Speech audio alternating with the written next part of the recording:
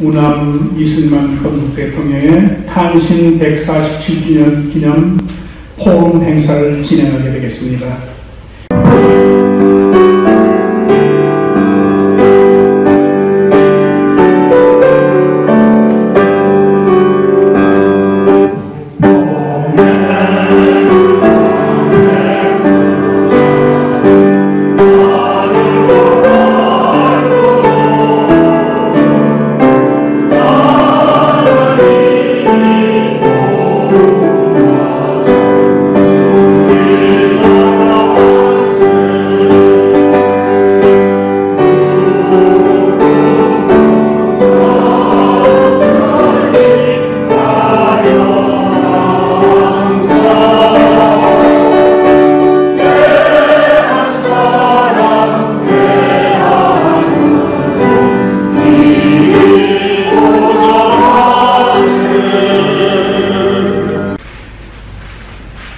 현학신 회장님을 목사님을 모시고 인사 말씀을 듣게 되겠습니다.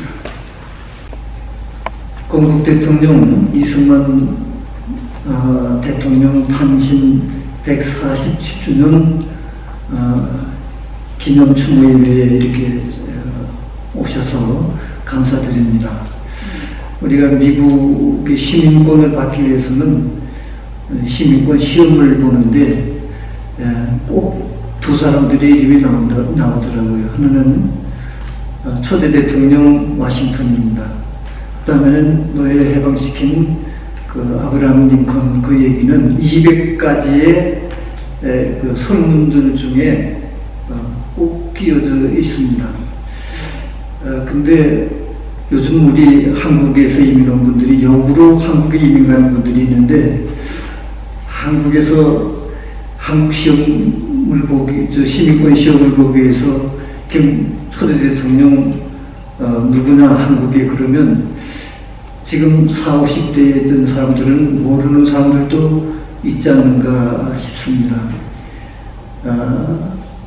대통령 이승만 박사 건국 대통령은 우리가 역사적으로 말하는 사람들이 얘기는, 어떤 분들은 북부 이승만 대통령이라고 이렇게 말하는 거 하면, 어떤 분들은 그분은 살인자이고 독재자이고 또 우리 조국을 분열시킨 그런 장본인이라고 그렇게 말하는 평가가 다르게 있습니다. 그 이유와 원인에 대해서는 여기 계신 분들은 다 압니다. 지금 젊은이들은 그런 얘기하면 모르죠. 잘못하면 이제 사상적인 평가를 하는 것처럼 이렇게 오해가 되는데, 어느 나라든지 그 나라의 뿌리, 그 나라의 건국자들을 인식한다는 것은 그 나라가 견고하고 앞으로 큰 소망과 비전이 있는 나라입니다. 어느 나라든지 그 나라 대통령 이름을 따서 공항도 있고 또 도서관들도 있고 모든 게 다 있습니다. 근데 한국에는 다 이런저런 기념관들이 있는데 이승만 박사 기념관은 없습니다. 박정희 대통령 기념관도 없습니다.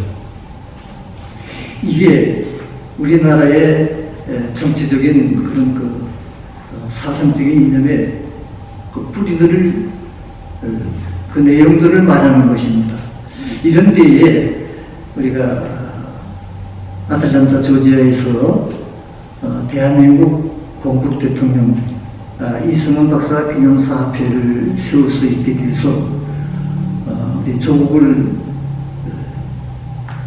더 견고하게 우리 후세들에게 일러주고 또 우리 이웃들에게, 우리 동포들에게 전달해서 참 우리가 자부심을 가지고 조국 대한민국의 큰 발전에 기여하고 또 세계적인 우리 대한민국을 만들어가는 일에 대해서 우리가 제2의 이승만 역할을 해야 될 일들이 우리의 책무가 아닌가 이렇게 싶습니다. 이런 때에 이 행사를 좋게 여기고 귀하게 여기고 동의해 주시고 공감해 주셔서 이 자리에 와 참석해 주신 여러분들께 감사의 말씀 드립니다. 그리고 오늘 이 포럼을 해주실 우리 강사 사모님 소개해 드립니다. 우리 새축복교회의 김재형 목사님, 우리 그 연합장로교회 부목사님으로 계시다가 지금 이제 새축복교회를 개척하셔서 이제 목회하고 계신 김재형 목사님의 사모님이십니다. 이 사모님은 2013년부터 건국 대통령 그 이승만 박사에 대한 서적 하나님의 기적과 대한민국의 건국이라는 책을 읽고 너무 감동을 받고 너무 그 감격해서, 그래서 2013년부터 오늘에 이르기까지 만나는 사람들에게 이 책을 읽어보시라고 권면하고 해서 크게 이 이승만 박사의 정신, 이승만 박사의 업적, 이승만 박사와 대한민국의 관계를 자신이 큰 감동을 받고 이거 꼭 알아야 되고 나만 아는 게 아니라 모든 사람들에게 알려줘야 되겠다라고 하는 그 일을 오늘이 얼마 전까지도 제가 책을 가지고 이렇게 이 책이라고 그러면서 전하는 그 옆에서 제가 그 모습을 보았습니다. 오늘이 특별한 분이어서 저희들이 너무 강사로 모셨습니다. 시간이 우리가 이 교회를 2시간을 쓰기로 했는데 한국에 우리 여기 있는 그룹이 아니고 한국에서 무슨 그 세계적인 투어를 하는 그 합창단이 있다고 그럽니다. 그분들이 5시에부터 뭘 어떻게 연락이 조인이 잘못돼가지고 중복이 돼가지고 그래 아주 이 영식 목사님이 애를 쓰셔서 시간을 이렇게 단축을 하려고 그래서 지금 뭐 쉬지 않고 계속하고 있습니다. 우리 김혜정 사모님 이제 예, 우리 회장님이신 기념사업회 회장님, 최낙신 목사님 감사합니다. 이석재 장로님을 모셔서 재정부장이신 이석재 장로님을 모셔서 결산복을 듣겠습니다. 올라와 주시면 감사하겠습니다. 곧 이어서 거기에 이어서 시간관계상 임석현 목사님도 올라와 주시면 감사하겠습니다. 작년 9월 17일 날 첫 모임 이후로 작년 어제까지 총 들어온 수입, 그 다음에 지출 잔액을 말씀드리겠습니다. 현재 우리 기념사업회 이사님들께서는 회비가 300불 1년에, 실행위원은 120불, 자문위원 또 임원진은 200불 이상입니다.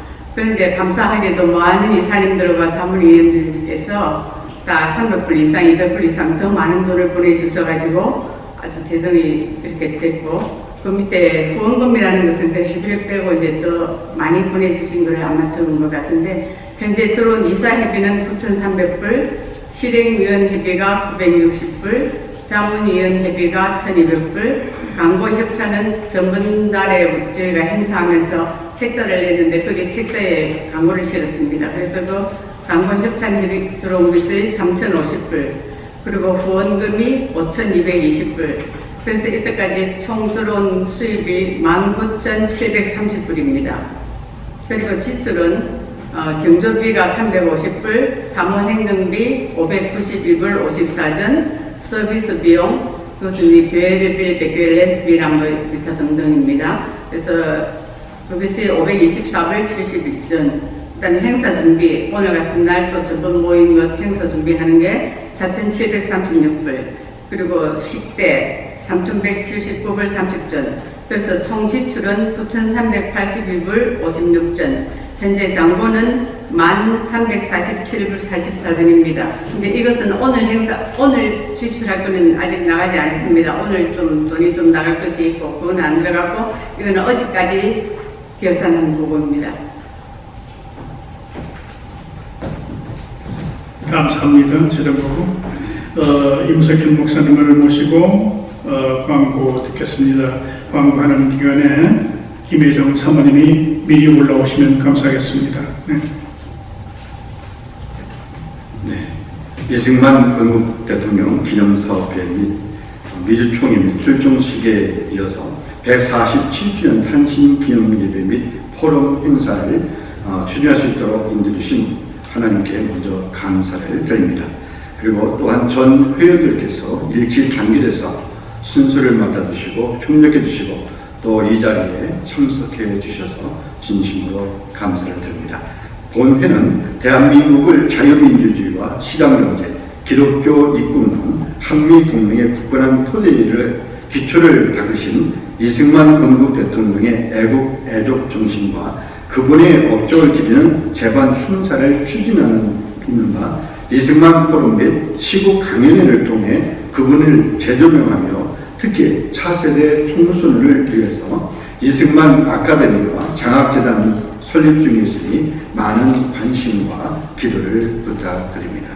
이승만 건국 대통령에 대한 저서 38권을 모든 회원들과 2세들에 삼독하여 건국 애국 정신을 되새기며 자부심을 가질 수 있도록 선양하는 데 있습니다. 본회의의 취지와 목적을 참고하여 본회의 재반 행사에 참여를 원하시는 분들께서는 본회의의 가입 원서를 신청하여 주시기를 바랍니다. 회원 회비는 실행위원 연 120불 이상, 자문위원 200불 이상, 이사위원 300불 이상입니다. 포럼 주제 국부 이승만의 탄생과 독립정신 리더십을 듣겠습니다. 안녕하세요. 김혜정입니다. 이승만 대통령 탄신 147주년을 맞이하면서 포럼을 하시는데 백사무엘 목사님께서 저보고 이승만 대통령의 탄생과 독립정신 리더십 발표를 부탁하셔서 순종한 마음으로 이렇게 준비하게 됐습니다. 저는 참으로 부족한데요. 넓은 마음으로 함께 하시는 마음으로 들어주시면 감사하겠습니다. 발표 내용은 이호 목사님이 쓰신 하나님의 기적, 대한민국 건국 상편을 요약했고요.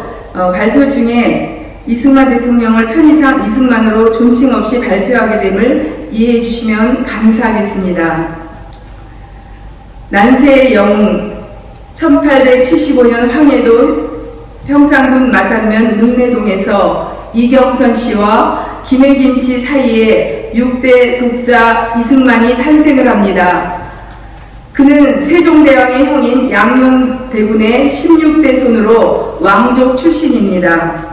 6살에 천재문을 외우고 17살에 동양의 경전인 사서삼경을 떼어서 주변을 놀라게 한 인물입니다. 어려서는 신동이요 자란 후에는 천재로 불리웠던 이승만은 부모의 원대로 과거 시험에 도전했지만 이상하게도 번번이 낙방을 합니다. 왕족이지만 가난하고 힘이 없는 그는 관직을 사고 팔며 협잡에만 기울어진 조정과 기약 없는 장래에 대해 무력해질 뿐이었습니다. 이모군란, 갑신정변, 동학운동으로 이어지는 격변의 세월을 겪으며 이승만은 조선의 전통적인 방식의 한계를 느꼈습니다. 당시 배제학당이라는 서양식 교육기관이 있었는데 모친의 종교를 절대로 바꿀 수 없는 이승만이 친구 신금으로부터 집요한 권유를 받아 배제학당에 입학을 합니다. 기독교는 터무니없는 것이라 여겼지만 영어는 필요했다고 생각했습니다. 발전된 미국의 문물을 받아들여야겠다는 생각에 영어 공부에 몰두했고 그의 천재성은 6개월 만에 영어를 통과하고 영어 보조교사까지 이르는 성과를 올립니다. 1896년 개화파의 선구자였던 서재필이 12년 만에 귀국해서 학생들에게 새로운 세계를 소개해 줍니다. 배제학당에서 서재필은 토론을 훈련시키고 이를 통해 학당에서는 협성회가 만들어지는데 그 당시 토론의 개념조차 없던 그들에게 쟁점 사항을 전체 투표에 회부한다든지 의장 결정에 이의를 제기한다든지를 통해 점차적으로 정치적 평등과 자유의 세상을 맛보기 시작합니다. 정치적 압제에 당하기만 하는 조선인들에 비하면 기독교 국가의 국민들은 통치자의 압제로부터 보호받을 수 있다는 것을 알게 되었고 이승만은 가슴에 혁명이 일어났다고 합니다. 흔들리고 있는 조선의 운명은 젊은 피를 뜨겁게 했습니다. 1897년 7월 배제학당 졸업식에서 이승만은 유창한 영어로 한국의 독립이라는 주제 연설을 합니다. 국가의 독립은 실질적이고 굳건하며 영속적이어야 한다는 연설이 행사의 활기를 불어넣어줍니다. 조선 정부는 백성들에게는 무자비하면서도 외세에 대해서는 무능력했습니다. 한반도의 각종 이권은 허술하게 외국으로 넘겨지는 상황이었죠. 1898년 5월 협성의 회복 매일신문, 제국신문을 창간하면서 불의한 시절 정의파 언론인 이승만은 붓의 힘으로 싸웠습니다. 또 탁월한 언변으로 청중을 사로잡았습니다.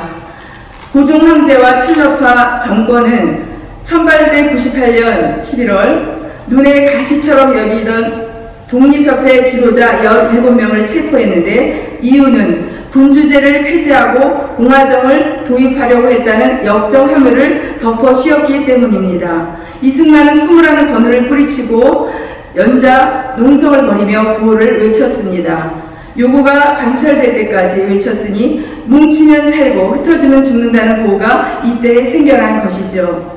고종 황제는 말 바꾸기 명수였고 개혁파에게 여러 번 개혁을 약속했지만 말뿐이었습니다. 1898년 11월 20일 고종과 수구파들은 보부상을 동원해서 이승만을 잡으려고 했으나 이승만을 잡지 못했는데 보이지 않는 손이 그를 보호하였다고 훗날 회고하기도 했습니다. 1898년 12월 고종 황제를 폐위시키고 그 대신 의화군 이감을 새 황제로 추대하면서 강력한 개혁 정부를 수립하려던 이승만은 쿠데타에 참여한 것이 사전에 누설되어 지명수배를 받게 됩니다. 잠시 도피했지만 체포되었고 탈옥을 시도했다가 붙잡혔는데 그것이 그야말로 무시무시한 고문과 악명 높은 한성 감옥입니다. 화젓가락에 불을 달고 지지는 곳, 두 팔을 뒤로 틀어서 공중에 매달아 두는 곳, 살갗을 파고드는 호승줄에 묶인 상태에서 양다리에 줄이를 틀고 손가락 사이로 대나무 가지를 넣어 살점이 떨어져 나갈 정도로 비트는 것, 죽음보다 더한 고문과 불결하고 조악한 음식으로 고통을 받고 빈대 해충이나 빈대 공격으로 심한 고통을 받았습니다. 우리의 건국 대통령이 나라를 새로 세우려다가 실패한 죗값으로 받은 고통은 죽음보다 견디기 힘든 고통이었습니다. 한성 감옥의 상태는 한마디로 생지옥이었습니다. 이런 죽음의 상태에서 이승만은 성경을 찾았습니다. 비밀 방법을 통해 셔우드 에디 박사가 조그마한 신약을 보내왔는데 이승만은 그것을 받은 나는 얼마나 기뻤는지 모른다고 후에 고백하였습니다. 머리에 칼을 쓰고 손에는 수갑을 찼으니 누군가 옆에서 넘겨주어야만 성경을 읽을 수 있었습니다. 그러던 어느 날 배제학당 다닐 때 선교사가 하나님께 기도하면 하나님께서 그 기도에 응답해 주신다 했던 말이 기억났습니다. 그리하여 평생 처음으로 했던 기도. 오 주님, 나의 영혼을 구해 주시옵소서. 오 하나님, 우리나라를 구해 주시옵소서. 기도하는 순간 간방의 빛으로 가득 채워지고 마음에 기쁨이 넘쳤으니 나는 완전히 변한 사람이 되었다고 고백하였습니다. 조선의 양반 왕족 상류층 출신으로 국내 첫 번째 기독교 신자가 탄생한 것입니다. 유교 문화와 전통이 강력한 영향력을 끼치던 조선 분위기에서 기독교인이 된다는 것은 참으로 어렵고 어려운 일입니다. 하나님의 은혜가 임했죠. 1899년 종신형에서 무기형으로 감형되었고 12월 2차례 감형이 되어 징역 12년이 선고되었습니다. 이 감옥에 정기적으로 찾아와 성경 공부를 인도한 아펜셀러 언더우드 벙커 선교사의 도움을 받아가며 전도에 열을 올렸습니다. 1920년 미국 사원 본회의에 한국 독립 승인안이 제출됩니다. 일본이 한국만 집어삼킨 것이 아니라 중국도 공격하고 결국에는 미국과도 한판을 승부를 벌이게 된다. 그러면 전 세계가 싸움터가 되어서 막대한 손실을 입고 수많은 사람이 죽어야 한다. 그 비극을 그 비극을 방지하려면 한국을 독립시켜서 일본을 견제하고 강대국의 충돌을 방지하는 완충지대로 만들어야 한다. 한국을 독립시키는 것이 세계 평화에도 좋고 강대국의 이익을 위해서도 좋다. 이승만의 주장이 결국 맞았지만 이것을 이루는 데는 많은 시간이 걸렸습니다. 일본이 만주를 침략한 것이 1931년, 중국에 쳐들어간 것이 1937년, 미국과 한판 승부를 거는 것이 1941년. 이 긴 시간 동안 이승만 외교 활동에 모두들 등을 돌려버린 것은 사실입니다. 이승만은 계속 붓을 들어 일본의 정체를 알리고 글을 썼습니다. 재팬 인사이드 아웃, 일본 그 가면의 실체, 이 책의 예언대로 일본은 하와이를 공격했습니다. 1941년 12월 7일 이승만의 예언대로 일본이 진주만을 공격함으로써 태평양 전쟁이 발발했습니다. 전쟁이 터지면서 미국 군부에서 이승만을 호의적으로 보기 시작했습니다. 협조적인 관계를 구축했고 그 첫 열매로 한국인들의 OSS 대외 첩보 공작기관 참여였습니다. 이승만의 외교는 성공을 거두었습니다. 엘저 히스에게 거절당한 이후에도 계속해서 임시정부 승부를 요구한 것입니다. 1944년 카이로 선언은 열강들이 한국의 독립을 약속했다는 점에 중요한 의의가 있었지만 함정도 있었습니다. 이승만은 적절한 과정을 거쳐서 독립이 아니라 즉시 독립을 주장하는 성명을 발표합니다. 1945년 이승만은 한국 사정이라는 팜플렛을 발행하며 임시정부를 승인하지 않는 미국을 공격하기도 합니다. 이렇게 희망과 기대와 동시에 불안과 갈등 속에서 동분서주하던 때에 강복이 찾아왔습니다. 33년간 나라 독립을 위한 미국 생활을 마치고 귀국한 이승만은 말씀했습니다. 나 한 사람은 오든지 가든지 죽든지 살든지 일평생 지켜오는 한 가지 목적으로 끝까지 갈 것이다. 그 한 가지 목적은 기독교 민주주의를 국가를 세우는 일이었습니다. 그 이후에 있어지는 역사의 많은 일에 대해서는 또 책이 많이 있으니까 그 책과 동영상을 참조하시고요. 수없는 죽음과 같은 시간을 오직 나라의 독립을 위해서 사신 이승만 대통령의 건국 정신을 우리 마음에 담아 자유민주주의를 이룩하는데 일꾼으로 쓰임받는 우리 모두가 되기를 바라는 마음 간절하며 이상으로 마치겠습니다. 감사합니다.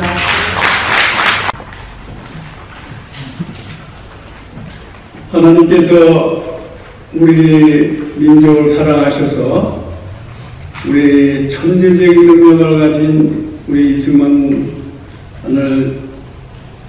우리에게 주시고 그를 통하여 대한민국을 건국해 하시고 또 축복하셔서 대한민국이 자유민주주의 국가로 이렇게 발전할 수 있게 하여 주시기를 우리가 감사드리지 않을 수 없습니다. 그러나 지금도 우리 대한민국은 참으로 감사하게 우리 자유진영 우파에서 신임 대통령을 당선케 해주셔서 감사드리지만 한편 그 뒤에는 어마어마한 조직의 방해 세력들이 지금 정말 예측하기 어려운 공작들을 하고 있는 걸 우리가 잘 알고 있습니다. 우리 대한민국 하나님의 사랑하셔서 또 우리 수많은 우리 기독교인이라면 기도를 들으셔서 막아주실 줄 알지만 정말 우리가 간절히 기도해야 될 걸 믿습니다. 그래서 우리나라가 정말로 동북아의 우뚝 선 자유민주주의 기독교 국가로 크게 발전돼서 하나님께 크게 쓰이는 나라가 되기를 우리 간절히 바라야 되겠습니다. 그런 의미에서 만세 삼청을 제가 찬송하겠습니다. 우리 조국을 사랑하셔서 베풀어 주신 하나님께 감사하는 만세! 우리에게 위대한 건국 대통령 이승만 대통령을 주신 것에 대한 만세! 풍성한 발전을 위하여 축복해 주시기를 바라는 만세!